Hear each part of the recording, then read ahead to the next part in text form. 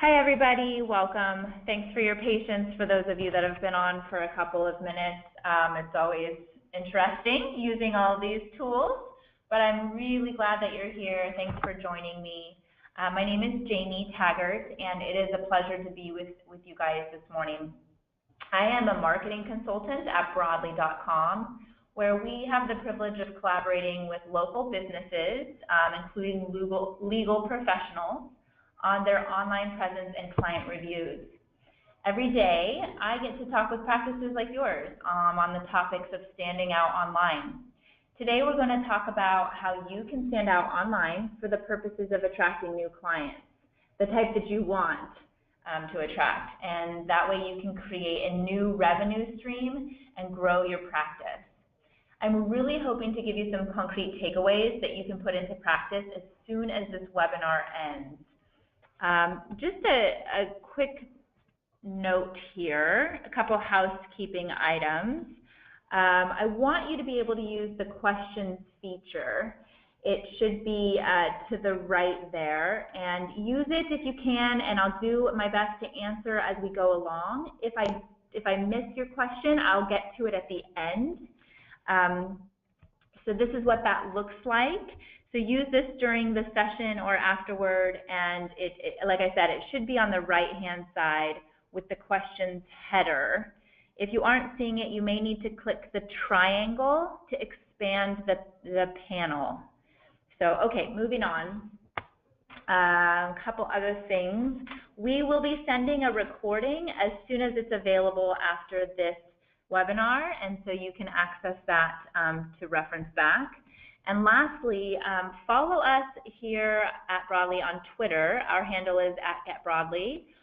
Or if you have any questions afterwards, feel free to contact me directly at jamie@broadly.com. Okay, so getting started. Here you are. And maybe you've been practicing for a while now, 15, 20 years or even more. Maybe you've got a huge book of business, working with all sorts of different clientele, or maybe you're just starting out and really looking to land your first couple clients in the coming weeks and months. In either scenario, you probably have some staff and office, insurance, bills to pay. And whether you're a veteran or a newly minted professional, we sort of all know that the success of your practice really hinges on your clients. Most of you tell us that referrals and word of mouth are the best clients for you, but there isn't enough of that. So the question then is, how do you drive more word of mouth? And what I want to stress today is that it all begins with your clients. So we need to dive in and figure out who are these clients. As a marketing person, I like to think of your client as a modern consumer. So let's call this person Elsie. She's a typical modern consumer of 2017. Let's say that Elsie's married, she lives in the San Francisco Bay Area, she owns a home, has 2 kids, maybe she works full-time as a school teacher, is involved with the PTA, shuttles her kids to tutoring and after-school sports practices. You might find that Elsie resembles you in many ways, or she certainly resembles many of your average clients. She is well connected, and what I mean by that is if she needs an answer to everyday questions, she's turning to Google. If she's looking for a restaurant, Yelp. Booking a vacation for her family, TripAdvisor. The reality is that today, the internet is now in our pockets, and we no longer have to be quote-unquote tech savvy, right, to utilize technology in our everyday lives. You may not think of yourself as being the most connected in this way, but I assure you, based on data, that your clients are.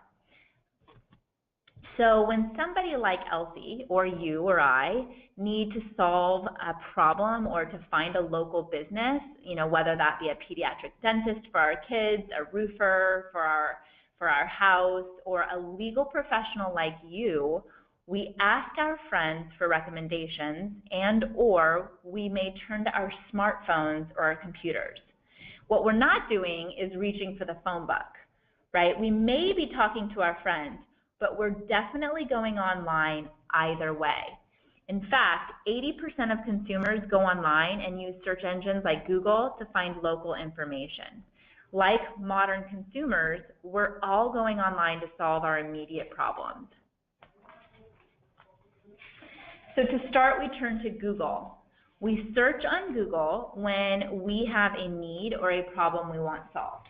Let's say we don't know anybody in our area, right? So we're going to search for a legal professional in our area. Or, maybe it's a hair salon, a home service provider. Let's try this. Let's search for legal help in Concord, California. So what comes up when that happens? When you do this kind of search, which by the way we call a category search, you're going to see some different things. You're going to see a map with 3 choices. We call this the Google 3-pack. You're also going to see a bunch of links, and you may even see some advertisements that are labeled up at the top before the map. Those would be labeled ads, by the way. And then below the 3-pack, you might see some organic search results, just some additional links. Now, if you were to type in the category of your practice and the name of your city, hopefully your practice would actually show up in that 3-pack or just below it. Many of your competitors certainly will. So if you haven't done that, you might want to do that. It's pretty interesting. Let's take a look here at this example in Concord. There's a lot of competition in the area, but who would you choose? The choice is actually pretty clear. If you're the typical modern consumer like Elsie, you're going to start with Scranton Law Firm. So, what are these stars and how do you get them? These are the reviews written by Google users. These are the people who have Google accounts like Gmail, or perhaps they have a Google Plus login or use Chrome as their primary browser, right? So how do you get a client to go here and write you a review? It's hard, but it's actually not impossible. And these reviews are really important to consumers. In fact, 88% of people trust online reviews written by other consumers as much as they trust the referral that they get from their actual friends. This is really astounding to me. Really what we're saying here is that what you and I learn about local businesses on Google or on Yelp or on Facebook is actually as important to us as what our friends are saying. Reviews matter. So we've established that consumers are definitely going online, which means that that's where you have to be. Just like you had to be listed in the phone book 10 to 15 years ago. Today, you have to be here. And by here, I mean on a smartphone, on a desktop. You need to be online. And maybe you're listening to this thinking, well, I know that much. I know I need to be online. I just need to know how to get there, and I need to know what it's going to cost me, right? And that's why you're here today. The internet is complicated, and the world is certainly changing. And yes, you will have to deal with Google and Yelp and others. And there are algorithms that determine search results that we can't all quite nail down. And there are a slew of options for you guys when it comes to advertising online or paying various types of web consultants, right? I know you all know this. But I believe, and in fact I know, that there are things that you can do to give yourself a powerful boost in a really cost-effective way. A huge piece of that is understanding this concept we're going to talk about today of getting your best clients to do some of the marketing for you, which may seem odd to some of you perhaps, but let's get into that for a moment. So we're going to start with the most important pages and websites for your practice. So those are, number 1, your Google business listing. Number 2, your Yelp profile, your Facebook business page, and your own website. All of these 4 pages working together form a strong foundation for your practice's online presence. You may be thinking, listen, I don't even read reviews myself. I'm here to tell you that doesn't matter, that your clients are, and the clients that you're trying to attract, right? And what's more, even if they get a recommendation from a friend, they're still going to look you up online. So why these 4 pages?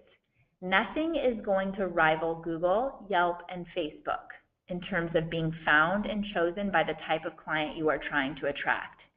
So the first thing that you must do, if you haven't done it already, is set up your Google business page. And the formal name is actually Google My Business page. So let's talk Google. Most people are familiar how to use Google. It's really simple to use, right?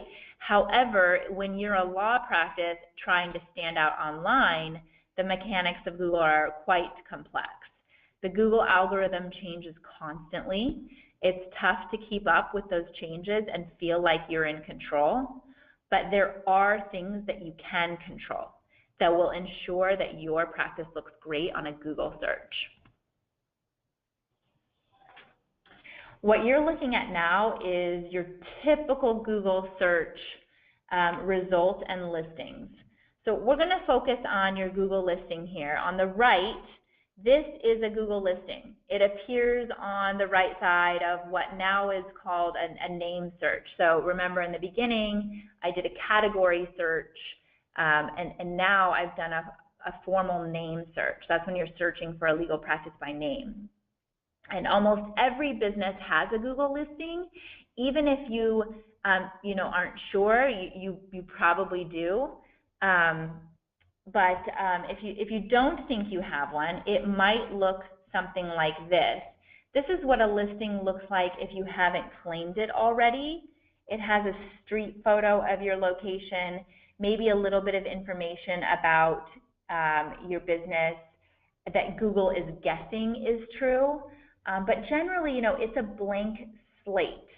Now, I want to point this out. This is a free listing provided by Google to help connect consumers to local professionals, and it quite literally puts your practice on the map. So let's take a closer look here. I see some of your comments here. Let's take a closer look. So your Google listing actually enables you to provide more information and connects you to prospective clients in your area. For instance, you can add photos here, and you can verify your address and phone number, very important to do. You can suggest changes to Google's data, such as your practice hours, or what type of law you practice and service you provide. And most importantly, you can show off your client reviews. Every practice has the opportunity to claim this listing or create one if it doesn't exist today. That is a must-do. If you haven't done it, again, as soon as this webinar is over, sort that out or contact me for further help. So on the flip side then, this is what it looks like when you've claimed and optimized your Google listing.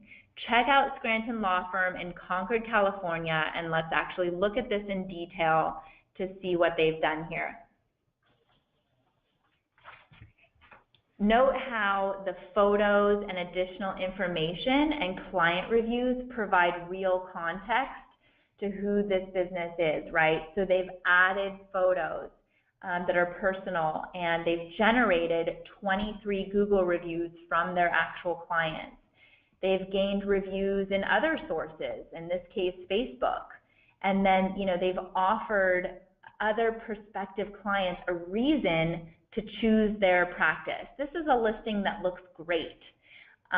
Really quickly, I want to talk about how this practice has 23 Google reviews. Sometimes I get the question of, Jamie, how many Google reviews do I actually need to stand out? And, the answer to that question really depends more on what your competition's Google page looks like, if I'm being honest. You may not need 23 in your area, or you may need a lot more. It's very contingent upon what your area is doing and the consumers in your area. So this is where you're going to want to be searching and doing category searches and name searches to know what's going on in your area. But I will say this, you need more than 4 or 5. You know, the first couple reviews are always really suspect to consumers. We know they often come from family or friends or the business owner themselves. So you need more than that from your real clients before you can start to stand out and shine. You know, when I look at these reviews, I trust what I'm learning about the client experience at this practice. Google's search algorithm isn't entirely known, and it's constantly changing, as I've said. However, we do know that they value recent and relevant reviews. The updates I pointed out are the must-dos that make the difference between a practice that stands out online and one that is simply listed. You know, back in the day, in the phone book, how did you differentiate? How did you stand out? Now we're talking about online, and this is how. So by the way, I'm actually not here to plug Google at all. What I'm here to do is to help you understand that this is an opportunity to have a really great first impression. There is relevant and useful information about your practice here, what your hours are, where you're located, what your clients are saying about you, and this is a huge win. I've been a part of small local business marketing for a very long time. This is something that's really exciting because it is free and it's an opportunity for you to really stand out and look good for such a low price point, or free. And if you don't have a Google listing set up, that is the first thing that I want you to do today. Okay, let's talk about Yelp. I want to touch on your Yelp page. You know, many of you may have experience with Yelp already. I talk to all types of business owners all day long, and there is this common misconception that one must pay Yelp in order to have a strong profile, and I really want to clarify that today. There are certain things that you can take advantage of on your Yelp profile for free. So it is free to claim your page, provide a bio, photos, and additional content on your page, add your practice hours, your address, your website, and contact information. You do not need to pay Yelp to do any of these things on your page. And by the way, you can't pay Yelp to get the part that matters most, which is the client reviews. Remember, that's the reason people are going to Yelp in the first place, right? It's perhaps the most popular review site, and they're going to read your client reviews. And just as I mentioned with the Google listing, it's critical that you claim, which just means to take ownership of, your Yelp page. Here's a good example of what that page looks like once it's been claimed and improved. So let's walk through some of the most important elements. One, you know, of course, your practice name and your star rating. Quite simply, how are your clients scoring their experience with your practice? When a prospective client looks you up on Yelp, this is clearly where their eyes go first. Next, let's take a look at your practice contact information. As I mentioned, you can update this information on Yelp for free. Make sure that prospective clients know they can get in touch with you. Get your address right. Verify your phone number. Add your website. Your practice photos. Here's another free aspect of the Yelp listing, and it's free when you've claimed your Yelp page. Share pictures of your team. Show off your office. Yelpers love photos. Your practice hours. Let your prospective clients know when you're open or on a call or available. This is important to Yelp, by the way, because one of their search filters shows which businesses are open and which are closed. So make sure you add that there as well. Once you've claimed your Yelp listing, you can actually gain access to your page statistics as well. This is the initial dashboard that you see. This includes a summary of what's happening on your page, front and center, shows the number of visitors that your page is getting.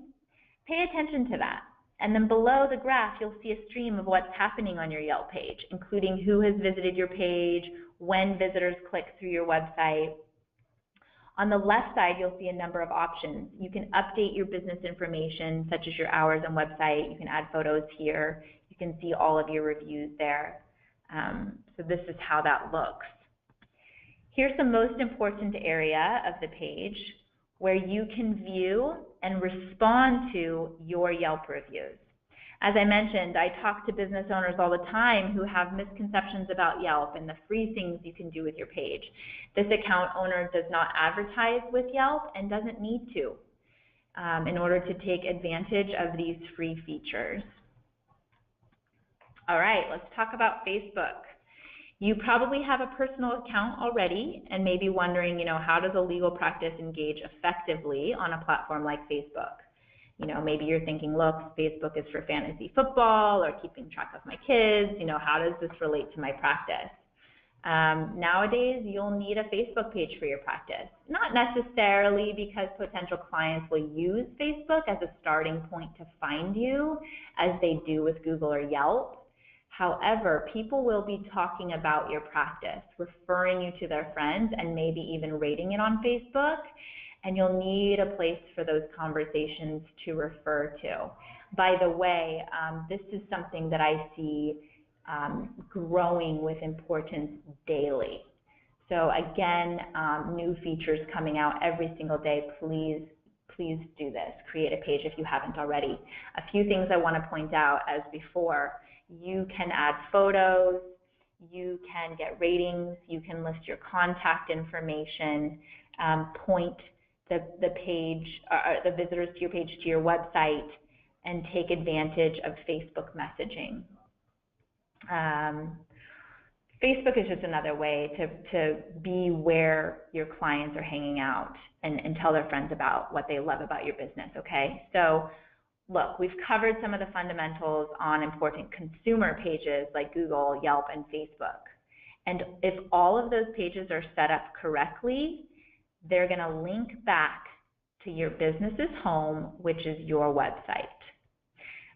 We talk with businesses all the time who still don't have a website, and I'm blown away by this when I hear it. Although I will agree with the fact that it is not the most important way to get found anymore, it is still extremely important to have a website for your practice. This is really your home on the internet. This is where prospective clients are going to learn more about you, your staff, your services, and it's really where you have full control over your story. So let's walk through the most important elements of a strong practice website. Number one, be sure that your website is inviting. Create an easy-to-flow navigation and clear contact info. Internet users are accustomed to seeing this up on the upper right-hand side. Make it easy for them to get in touch with you. Photography can make a world of difference. Show off your office, your team, what you like. Perhaps most importantly, though, make sure your website is mobile friendly. More than half of all Google searches are done on mobile devices. If you're not sure if your website is mobile friendly or not, there's a simple tool on Google that will let you know. By the way, you can just Google mobile friendly test, and that will actually help you determine if your website is mobile friendly. Again, if you have a question on that afterwards, let me know. So let's dig deeper on some of the important pages. You want to have a page where you're sharing what your specialties are. What kinds of cases do you take? How do you solve problems for your clients? The best websites really clearly and explicitly outline how you, the legal professional, are best qualified to help your prospective clients. Next, you want to talk about who you are. This is one of your most important pages. It's okay to tell your story here. Your story can go a long way to humanize your practice in the eyes of a consumer. I recommend including a photo of yourself and your team so that your clients can put a face to your practice and begin to build a trusted relationship here. Next, you really want to have reviews or testimonials. This is the most important page on your website. This portion is crucial. I mean, if you remember the stat that I shared earlier, 88% of people trust online reviews written by other consumers as much as they trust recommendations from friends. Reviews are going to help you build trust. They provide a sort of social proof that you are who you say you are. Share your great client testimonials and reviews on your website. You know, interestingly enough, reviews are the common thread that all of these important pages we've talked about today have in common. You have to get reviews on Google, as they're going to help you be found. You've got to get reviews on Yelp, as your profile is only as strong as your rating and the number of reviews you have. You want to enable your clients to rate and refer your business on Facebook, so you should get reviews there. And you want to showcase these reviews on your website, where prospective clients are going to read up on you. These reviews make or break your practice, period. And you may be wondering, but how do I get these real ones, right, from real clients? And I referenced this earlier when I mentioned, how do you get your best clients to do your marketing for you? So it's time to get proactive here. What you need to do is create a system to thank your clients and ask about their experience. Are they satisfied, excuse me, with the service you've provided? Or is there a lingering issue that needs to be resolved? You won't know until you ask. This needs to be an automatic part of wrapping up a client engagement. Now, I do want to pause and acknowledge that this is scary, especially if you haven't done this before. You may feel nervous to try. You might be thinking, look, what if they say something bad? I really don't want to be putting the idea in their head to complain. You know, I'm probably bothering them. You know, listen, I'm actually here to tell you that although scary, it doesn't matter. You have to do this anyway. This is the signal to your clients that you care, and this is going to change your practice. Here's the good news. The good news is that if you're running an honest practice, the majority of your clients are satisfied. We have the data to support this. And if you make it easy enough for them, you're going to start getting their 5-star feedback once you ask for it. So how does this work? Well, you can follow up with your customers and ask for feedback a couple of different ways. You know, one, you could ask for feedback in person. You could call them on the phone at a later time once your engagement has finished. You could send them an email or a text message. You could send something like a postcard or a survey in the mail. The important thing is that you determine what works best for your practice and that you do something. You know, perhaps you should ask yourself, which of these methods are your clients or even you most likely to respond to? So I do want to talk a little bit about some of the advantages or disadvantages of each way. You know, you've probably had the experience of being out in a restaurant and you've had that chef or server come up to you at the table and ask about your dining experience. You know, it's pretty shocking, I think, sometimes even when the chef makes the cameo, but you know, think of that, and in that case, you're really put on the spot right then and there, aren't you, to let them know what you think. And you know, do you give honest feedback at that point? Do you tell them what you really think about their steak or their fish, or do you kind of tell them what you think they want to hear because they're standing right in front of you? Either way, whether you're able to be really honest or not, the core problem is that your good word or your feedback sort of evaporates into thin air once you've spoken it. So yes, the chef gets it, but nobody else sees it, right? So think about this approach in the context of your own practice. You know, if you're asking clients for feedback in person, does it actually get the job done? You know, there are some advantages. You're making eye contact, you're making the ask really personal, but the downside is that the client may not feel comfortable to provide real feedback in person, and also if it is positive feedback, the buck kind of stops there. So let's talk about another option. What about a paper feedback form or a survey? I'm sure, again, that these are all familiar to you. Perhaps some of you have been doing this already. You know, let me ask you, How many of you complete surveys after a personal medical visit? It's really common in the medical field, and in fact, oftentimes a legal issue to provide this. And you're probably familiar with these sort of lengthy paper-based surveys. I actually get them all of the time because my 6-year-old has a liver disease, and so we're in the doctor's office frequently. And it's amazing to me, it speaks volumes that despite the fact that I am extremely close with her medical team, I have never once completed one of these surveys because they don't feel personal to me.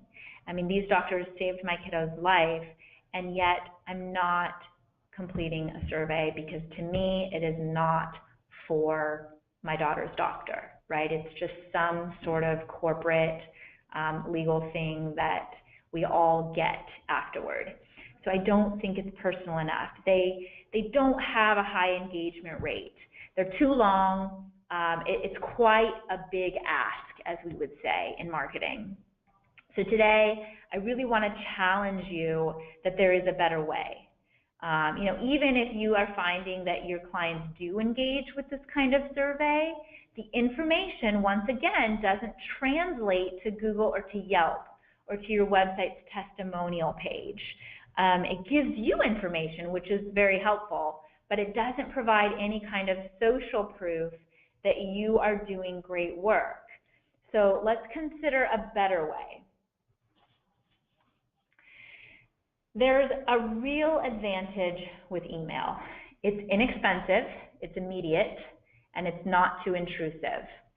Something like a simple thank you email or automated text that comes from you after an engagement or service with a simpler ask will be much easier for your clients to respond to.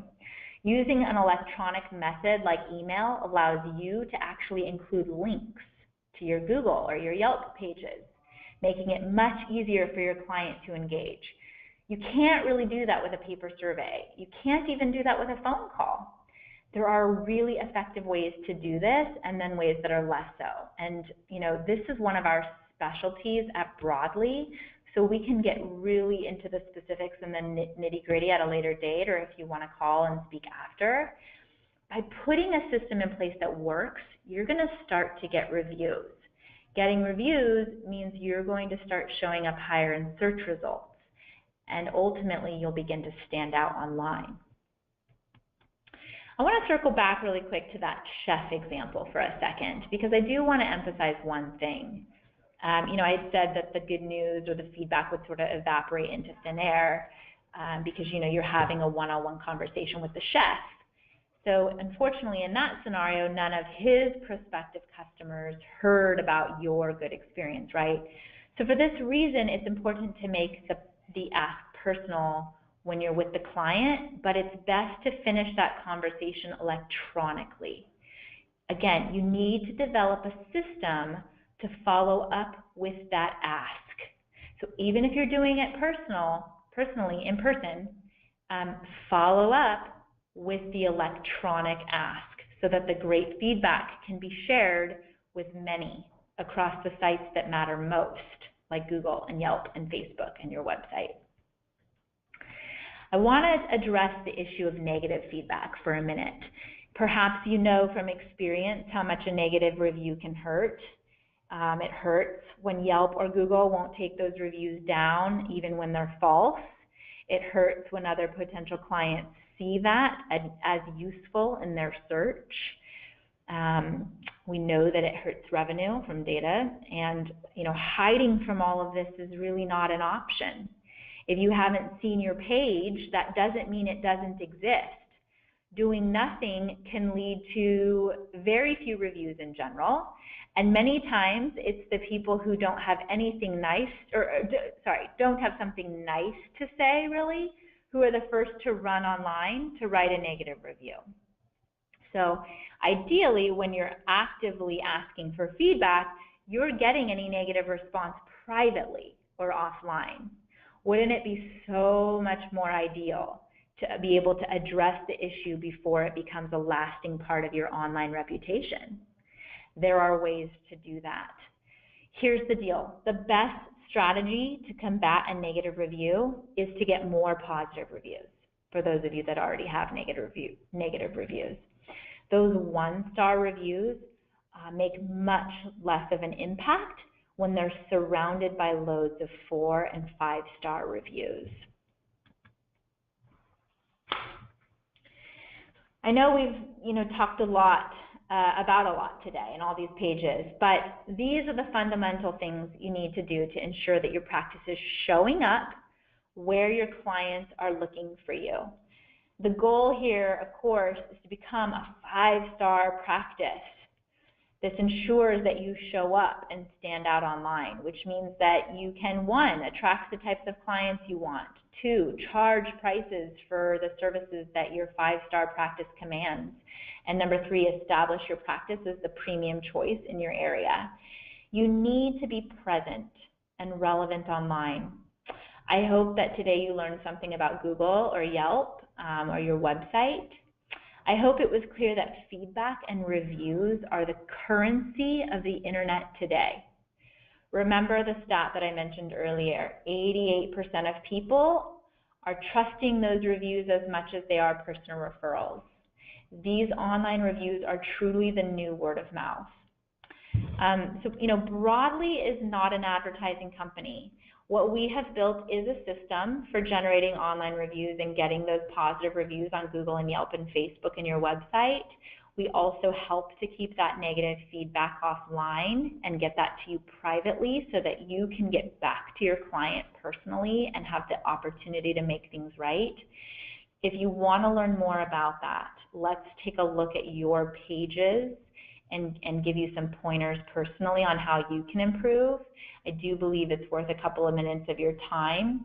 If you're wanting to do that, follow the link here. And until then, let's dive into some of the Q&A here. I'm sorry about the echo, by the way. It is so frustrating to deal with these tools, and we continue to try to improve the sound, and it can be really difficult. Okay, so one question here about having multiple locations or offices and how to handle that when setting up Google pages. So if you have an actual physical office for that office, if you have an address, a physical address, you are able to create a Google page for that office, and I would do that. That's important. Unfortunately, we do see some people trying to sort of fake it or trick the system. I would not do that. That's what they call black hat, and if Google catches you in that, there's a very good chance they will blacklist you, and you never ever want that to happen.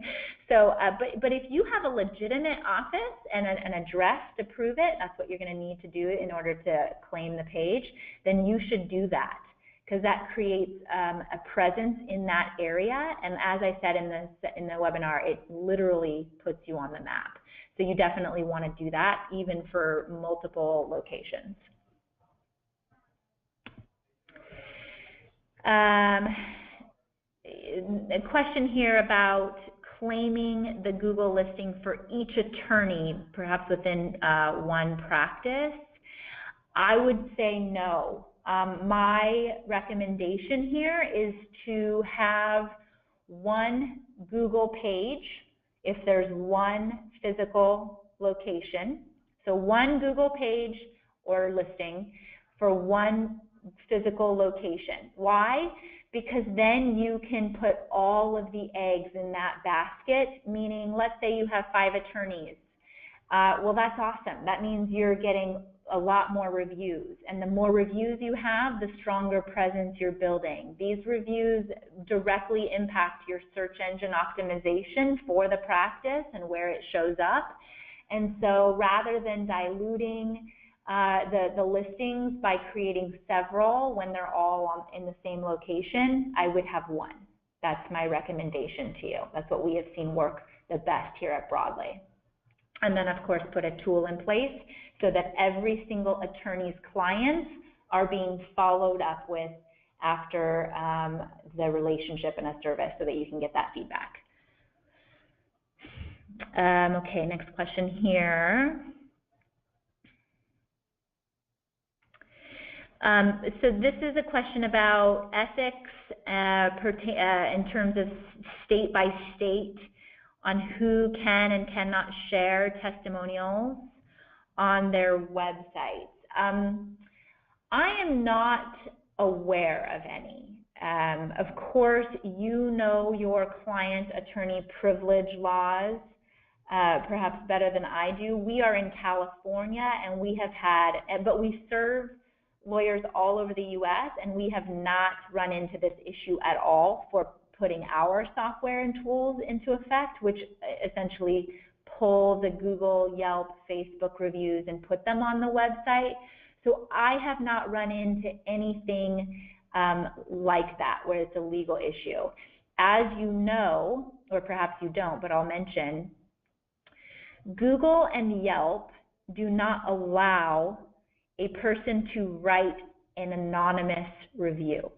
So this comes up sometimes with our lawyers that we serve, and Google and Yelp and Facebook do not allow it. Why? Because it hurts the validity or the verification process that that's a real review from a real client. Here's the great news. We have so many clients that are using, clients meaning lawyers, that are using our tools and that are writing these reviews on Google and Yelp and Facebook. And there is a certain level of anonymity because the last name is not shown. It's just the first name and last initial. And it's amazing. Modern consumers don't care. They're happy to do it. Clients can control how their name shows up in Google, and so they're really in charge of their own anonymity at that point. So it's a beautiful thing for you because you don't have to worry about it as much. So hopefully that answers that question. So in terms of SEO, this question always comes up. I actually love this question because it's a passion of mine. The question is in regards to, do I have advice on an approach towards paying for SEO? How much value does something like AdWords bring, or ads purchased by Google? So let me talk about this for just a minute. What I'm talking about today is organic, right? You have a listing, you have a tool that's provided to you by way of these platforms. You can claim a Google listing, you can claim a Yelp listing, you can create a Facebook page, and you have your website. So you have these tools that exist to you already without paying for advertising. What we believe is most effective is claim and optimize these pages, get reviews on these pages. That's the hard part, right? Let's acknowledge that's the hard part. That's where I think you need a tool. I want you to check out Broadly because it's incredibly effective. And once you've done that, you'll be amazed at how much traffic that drives organically. Now, if your marketing budget allows for you to put tools in place that allow you to do that and pay for an advertisement, it can be very powerful in conjunction with one another. So I am for it. I just don't like it when I speak with business owners who have wasted so much of their marketing dollars on AdWords or on Yelp advertisement, but have nothing in their organic listings to back up the ad. Because remember, modern consumers are smart. They don't just click on ads anymore. They really don't. Ask yourself when the last time you clicked on an ad was. And so here's the thing. If you don't have the organic listings or pages to back up your paid advertisement, you will not see the ROI there. So it's really about building a foundation first and then reanalyzing what you have left. And of course, if we partner with you, happy to help you there. Facebook advertising is getting really interesting. So it's a fun thing to explore. And so if you are able to catch up with me afterward, I'd love to talk with you more about that.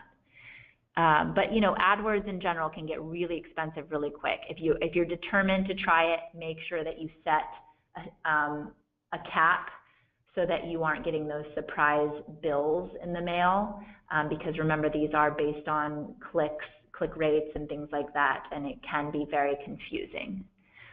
So hopefully that answered that question. I think, you know, again, it's most important that you set up what's free to you first, create an internal system that works so that you're doing all the right things, and then you go from there.